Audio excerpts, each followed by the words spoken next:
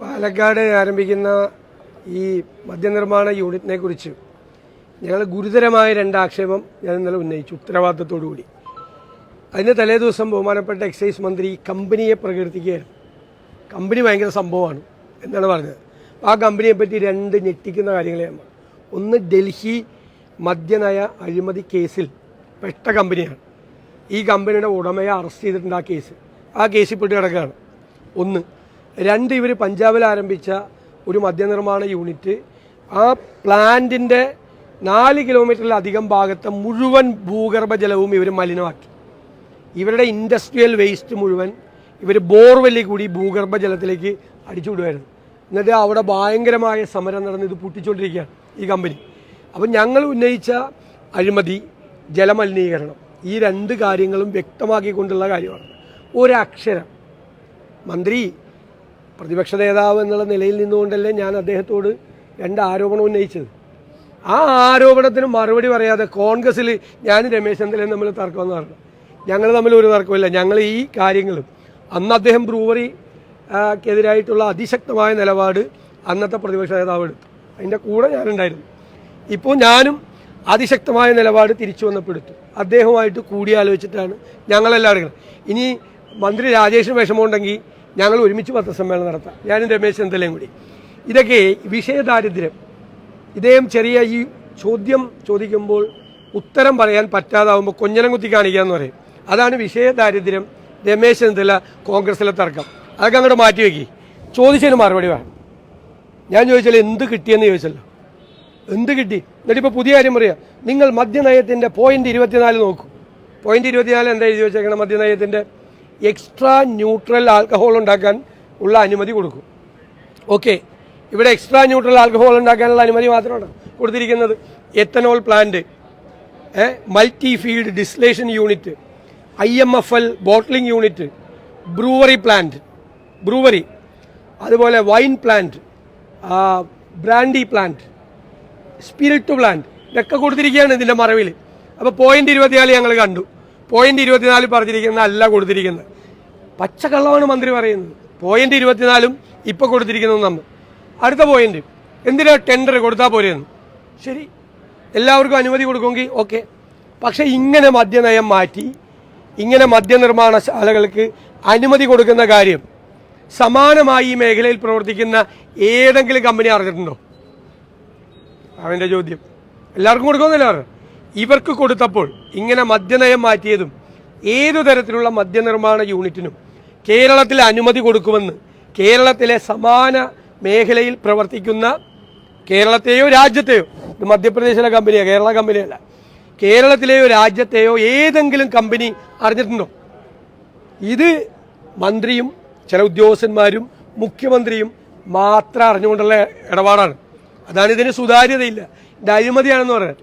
എന്നിട്ട് ഈ കഞ്ചിക്കോടാന്ന് പറയും, പെലപ്പുള്ളി പഞ്ചായത്തിൽ 26 ഏക്കർ ഈ സ്ഥലം മതിൽ കെട്ടി എടുത്തിട്ടുണ്ട്. നാട്ടുകാരോടും പഞ്ചായത്തിനോട് ഈ കമ്പനി പറയുന്നത് കോളേജ് തുടങ്ങാനാണ്. കോളേജ് തുടങ്ങാൻ വേണ്ട കോളേജാണ് ഇപ്പോൾ ഈ സർക്കാരിൻ്റെ കോളേജ് എന്ന് പറയുന്നത്. ഇതാണ് മദ്യനിർമ്മാണ യൂണിറ്റാണ്. കോളേജ് തുടങ്ങാമെന്ന് പറഞ്ഞിട്ടാണ് അവിടെ സ്ഥലം വാങ്ങിച്ചത്. 2 കൊല്ലം മുമ്പ് കമ്പനി പരിപാടി ആരംഭിച്ച. 2 കൊല്ലം മുമ്പ് എക്സൈസ് മന്ത്രി ഈ സർക്കാരും ഇവരുമായിട്ട് ഈ കമ്പനിയുമായിട്ടുള്ള ഗൂഢാലോചന ആരംഭിച്ചതാണ്. അപ്പോൾ ചോദ്യങ്ങൾക്ക് ആദ്യം മറുപടി വരണം. ഞാൻ വീണ്ടും ആവർത്തിക്കുന്നു, എന്തുകൊണ്ടാണ് ഈ കമ്പനിയെ സെലക്ട് ചെയ്തത്? ഡൽഹി മദ്യനിർമ്മാണ അഴിമതി കേസിൽ അറസ്റ്റ് ചെയ്യപ്പെട്ട ഉടമയാണ് ഇയാൾ.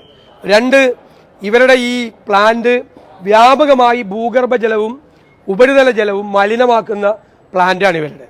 അപ്പോൾ ജലമലിനീകരണത്തിന് കൊക്കക്കോള, പ്ലാച്ചിമടയിലെ കൊക്കക്കോള പ്ലാന്റ് അടച്ചുപൂട്ടിയ ആ ജില്ലയിൽ തന്നെ ഇങ്ങനെ ദശലക്ഷക്കണക്കിന് ലിറ്റർ വെള്ളം ആവശ്യമുള്ള ഈ പ്ലാന്റ് എന്തിനു കൊടുത്തു? ഇതിൻ്റെ സംസ്കൃത വസ്തുവിൽ പ്രധാനം വെള്ളമാണ്. പാലക്കാട് ഭൂഗർഭജലത്തിൻ്റെ വിധാനം വളരെ താഴെയാണ്. വെള്ളം ഇല്ലാത്ത സ്ഥലമാണ്. വെള്ളം കിട്ടാൻ ആളുകൾ ബുദ്ധിമുട്ടുന്ന പ്രദേശമാണ്. അവിടെ എന്തിനു കൊടുത്തു? ഇതൊക്കെയാണ് ചോദ്യം. പിന്നെ ഈ മദ്യനയത്തിലെ 24 നോക്കൂ എന്ന് ഞങ്ങളോട് പറഞ്ഞ് ഞങ്ങൾ നോക്കി. ഇപ്പോൾ കൊടുത്തതും ആ 24 പറയുന്നതും തമ്മിൽ ഒരു ബന്ധവുമില്ല. എന്തുകൊണ്ട് ആരും അറിയാതെ രഹസ്യമായി ഈ കമ്പനിയുമായി മാത്രം ചർച്ച നടത്തി ഈ കമ്പനിക്ക് മാത്രം കൊടുത്തു? ഇല്ലെങ്കിൽ ഗവൺമെൻറ്റിൻ്റെ പോളിസി പ്രഖ്യാപിക്കണം. ഞങ്ങൾ നാളെ മുതൽ മദ്യനിർമ്മാണ യൂണിറ്റുകൾക്ക് അനുമതി കൊടുക്കാൻ പോവുകയാണ്. ആവശ്യമുള്ളവർക്ക് അപേക്ഷ കൊടുക്കാം. ആ അപേക്ഷ പരിശോധിച്ച് മാനദണ്ഡങ്ങൾ അനുസരിച്ചിട്ടാണെങ്കിൽ അവർക്കെല്ലാം ഞങ്ങൾ കൊടുക്കും. അങ്ങനെയല്ലേ പറയേണ്ടത്? ഞാനപ്പോൾ വീണ്ടും ആവർത്തിക്കുന്നു, ഇത് രാജഭരണമല്ല. രാജഭരണത്തിന് ഇഷ്ടമുള്ള ആളുകൾക്ക് പട്ടും വളയൊക്കെ കൊടുക്കുക. ഇത് രാജഭരണമല്ല. ഇഷ്ടമുള്ള കമ്പനിക്ക് മാത്രം ഇത് കൊടുക്കാൻ. ഇത് രാജഭരണമല്ല, ഇത് ജനാധിപത്യ ഭരണമാണ്, നടപടിക്രമങ്ങളുള്ള നാടാണ്. അപ്പം അത് മന്ത്രി മറുപടി പറഞ്ഞേ മതിയാവൂ. വിഷയദാരിദ്ര്യം എന്ന് പറയുന്ന മറുപടിയല്ല. രമേശ് ചെന്നിത്തലയും ഞാനും തമ്മിലെ കോൺഗ്രസിലെ തർക്കം എന്ന് പറഞ്ഞാൽ ഈ കാര്യത്തിലുള്ള മറുപടിയല്ല. അത് ഞങ്ങൾ തീർത്തോളാം. തർക്കമുണ്ടെങ്കിൽ ഞങ്ങൾ ഒരുമിച്ച് വേണം ഈ കാര്യത്തിൽ പത്രസമ്മേളനം നടത്തിക്കോളാം. ഞങ്ങൾ എല്ലാ കാര്യവും പരസ്പരം ആലോചിച്ചിട്ടാണ്. ഞങ്ങൾ രണ്ടല്ലല്ലോ പറഞ്ഞത് ഈ വിഷയത്തിൽ. അദ്ദേഹം അന്നത്തെ പ്രതിപക്ഷ നേതാവ്, അദ്ദേഹം ഉയർത്തിക്കൊണ്ടുവന്ന വിഷയമാണ്. അന്നും രണ്ടാമത് പത്രസമ്മേളനം നടത്തിയത് ഞാനാണ്. ഇപ്പോഴും ഞങ്ങൾ ഒരുമിച്ചാണ് ഈ കാര്യങ്ങൾ മുന്നോട്ട് കൊണ്ടുവരുന്നത്. അതിനെന്താ മന്ത്രിക്ക് വിഷമം? മന്ത്രി ചോദിച്ചതിന് മറുപടി പറ. ചോദിച്ചതിനും മറുപടി പറയാതെ ഒളിച്ചുപോക്കലും പിന്തിരിഞ്ഞോടലും കൊഞ്ഞനം കുത്തി കാണിക്കലും ഒന്നല്ല ഇതിൻ്റെ മറുപടി.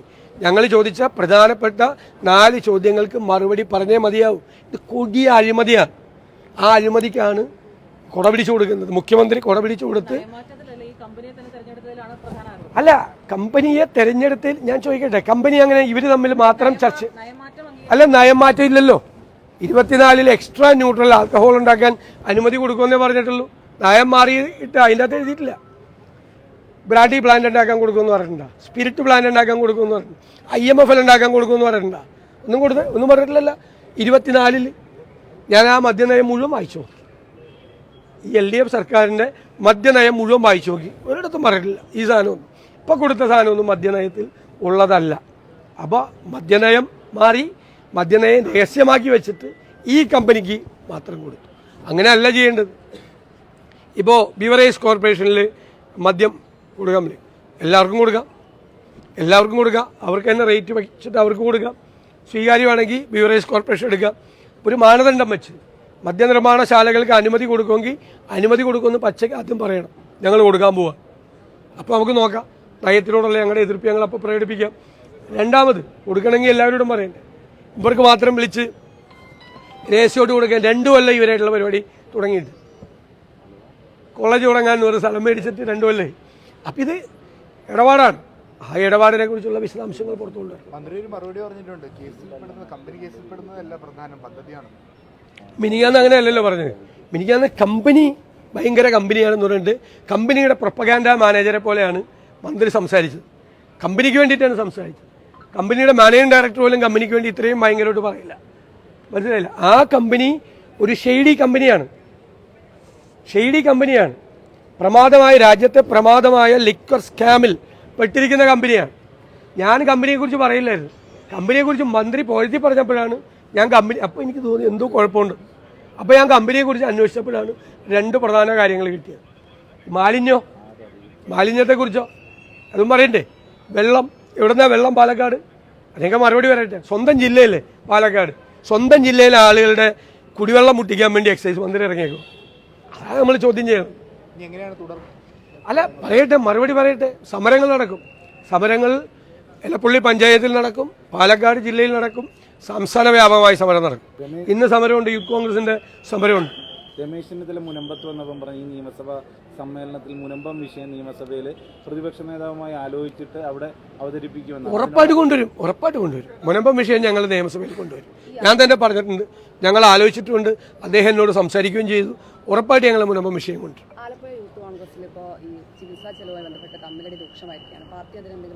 അത് യൂത്ത് കോൺഗ്രസ് ആണ് നടപടി സ്വീകരിക്കേണ്ടത്. യൂത്ത് കോൺഗ്രസ് സംസ്ഥാന കമ്മിറ്റി, ഞാനത് സോഷ്യൽ മീഡിയയിൽ കണ്ടാൽ മാത്രമേ എനിക്കറിയുള്ളൂ. അത് യൂത്ത് കോൺഗ്രസ് സംസ്ഥാന കമ്മിറ്റി നടപടി സ്വീകരിക്കും. അത് നമ്മളിടപെടണ്ടായി. കുട്ടികളുടെ കാര്യത്തിൽ നമുക്കിപ്പോൾ ഗവൺമെൻറ്റുമായിട്ട് സംസാരിക്കും. തിങ്കളാഴ്ച മുഖ്യമന്ത്രിയായിട്ട് സംസാരിക്കും.